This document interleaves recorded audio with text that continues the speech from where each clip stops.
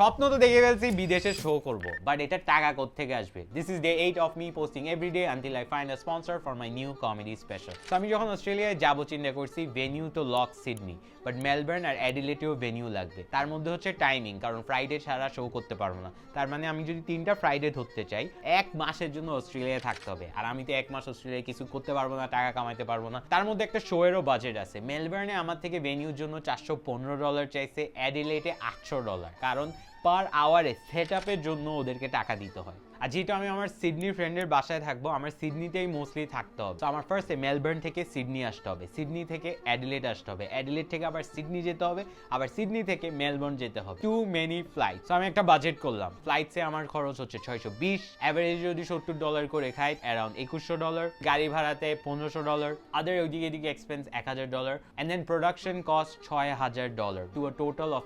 $11435। But then something crazy happen. আমার ইনবক্সে একটা মেসেজ আসে, and some random guy from Australia, যার একটা ছোট কোম্পানি আছে, অ্যান্ড উনি আমাকে $2000 একটা স্পন্সরশিপ দেয়। That was insane. প্লাস আমি যদি $15 করে টিকিট সেল করি 400টা, তাহলে $6000, which brings me to a total of a negative $4435. So with a $4435 loss margin, I was ready. কালকে আমি ফাইনালি ল্যান্ড করবো অস্ট্রেলিয়ায়, so make sure you follow.